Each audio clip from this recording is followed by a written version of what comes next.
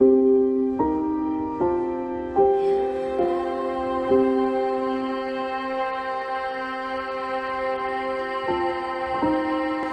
here to promote cnsupdates.com, which is a website for medical professionals interested in neurology.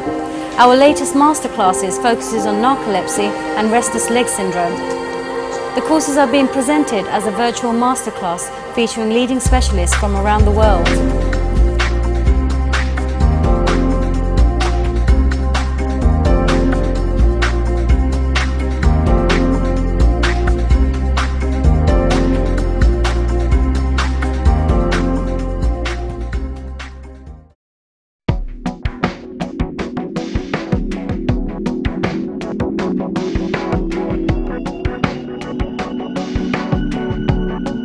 Yes, my name is Colin. I'm Director of the Mental Health Research Institute in Melbourne, part of the Florence Institute of Neuroscience and Mental Health, and it's at the University of Melbourne.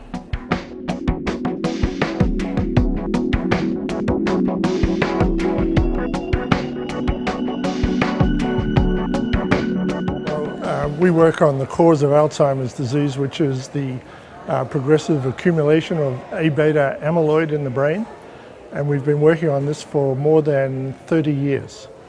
So we were amongst the first to discover the biochemical nature of the amyloid as it accumulates in the brain, in the plaques. So this is our drug target. We've been working for 30 years, and we're now moved from the basic laboratory work into the clinic.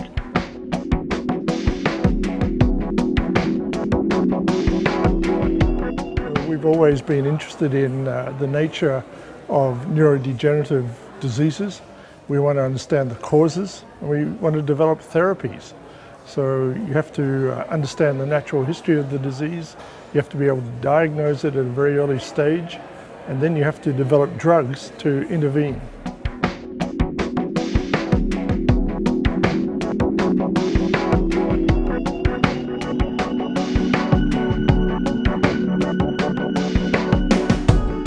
My talk is all about the natural history of Alzheimer's disease as we uncovered it and studying its progression from very preclinical stages right through to the clinical stage. And we've now discovered that it takes approximately 2 decades from the time that you pass being abnormal to fully blown Alzheimer's disease. 20 years is how long it takes. So that's what I'm talking about on Saturday. The other talk that I was going to give has now been cancelled, but I'll still tell you about it. So our therapeutic strategies for intervening in Alzheimer's disease are targeting the amyloid in the brain itself. So we have a class of compounds which are aimed at inhibiting the oligomerization of A-beta in the brain. And we're now in clinical drug trials to prove the concept that it's possible to intervene at a very early stage.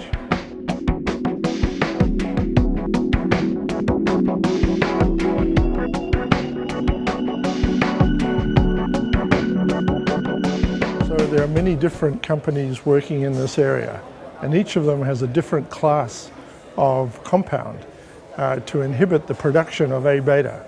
Some of them are inhibitors against the gamma secretase, and some of them are inhibitors of beta secretase. The gamma secretases are being trialed in phase 3 studies, and most of the compounds that have made it through to phase 3 are in fact very toxic. And so it looks very unlikely that a very usable form of a gamma inhibitor will come to market at this stage. This may happen in the near future. The inhibitors for the beta secretases have got a much better profile. So we're hoping that the big companies, the big pharma, that are developing the base 1 inhibitors, beta secretase inhibitors, have got a better chance of coming forward.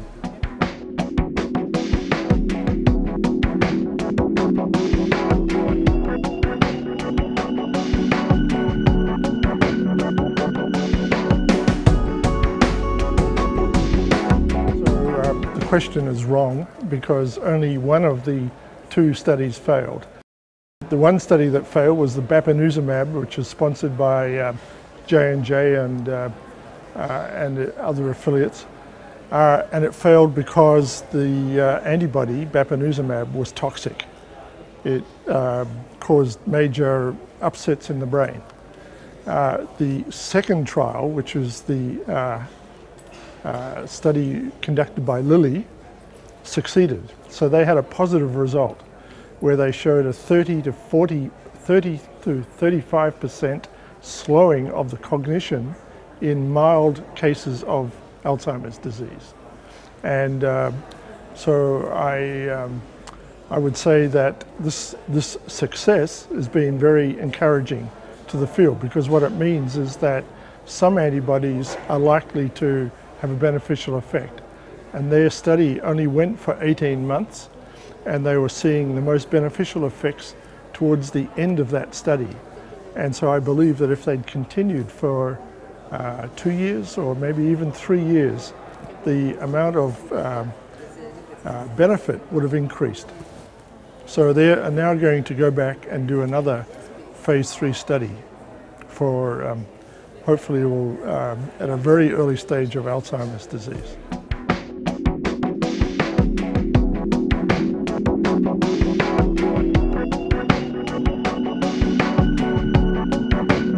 So our own interests are in a drug that attacks the oligomers of A-beta directly, and we expect to get results on that towards the end of this year or early next year. So preliminary data from an earlier study looks encouraging. That was a 3-month study, and now we're going to a 12-month study, so hopefully we'll get some significant results there. But many companies around the world are all exploring this space, not only directed at A-beta, but many other targets in the brain. So I'm very optimistic that some of them will succeed.